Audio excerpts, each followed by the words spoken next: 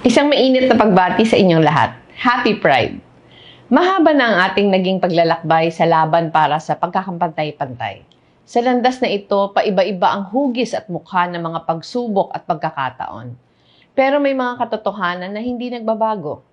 One of those truths is that the LGBTQIA+ community is rooted in love. Beautiful, fierce, enduring love.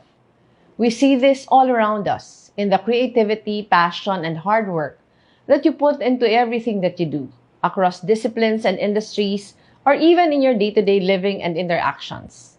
How you can be at once protective and inclusive in your circles.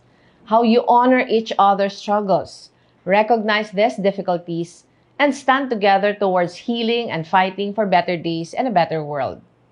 Pagmamahal na buo, lubos, buhos, at laging nakatuon sa kapwa. Sa mahabang panahon ng pakikibaka para sa mga karapatan, nandyan kayo sa unahan, nananatili at naninindigan. Hindi madali ang magmahal sa hindi patas na mundo. Sa gitna ng mga mapanakit na bulong at mga pagkakataong nagpapakita na may mga espasyong hindi bukas para tanggapin ang pagmamahal na ito. Pero hindi kayo nagpapatinag. Dahil ang laban na ito, hindi lang para sa inyo, kundi para sa lahat.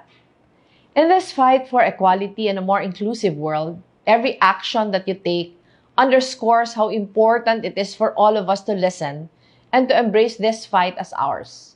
To understand that you fight not for yourselves, but for each person, no matter where he or she or they come from, however he or she or they identify as, and whoever he or she or they love.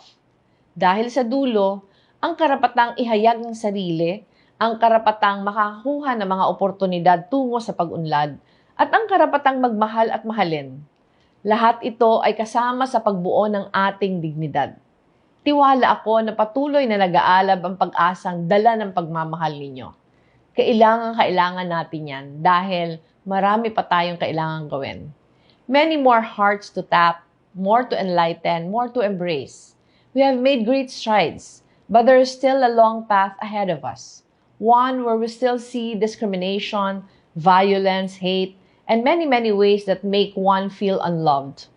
These heartbreaks are not going to go away soon, but I keep faith that you will rise above them, choosing grace as you fight for so many others who count on you to be brave. This work is difficult, and it requires your fierce and enduring love. I stand with you as you continue to fight for policies that will ensure the protection of everyone's rights, such as the SOGI Equality Bill. We continue to fight for a society where people of all genders and sexual orientations can walk and function freely. We continue to fight for the availability of basic services and opportunities for everyone, especially for those in the margins. We continue to fight to open more and more spaces, to make our society conducive to growth and progress, to ensure that our nation nurtures you, no matter who you are, so you can reach your fullest potential. Patuloy ang pakikipaglaban para sa mas maganda, mas bukas, at mas mapagmahal na lipunan. Tiwala ako na sama-sama tayong magmamartsa tungo sa tagumpay sa araw kung kailan masisilayan natin ang isang Pilipinas na mas matingkad ang pag-ibig at niyayakap ang bawat isa. Maraming salamat at mabuhay kayong lahat.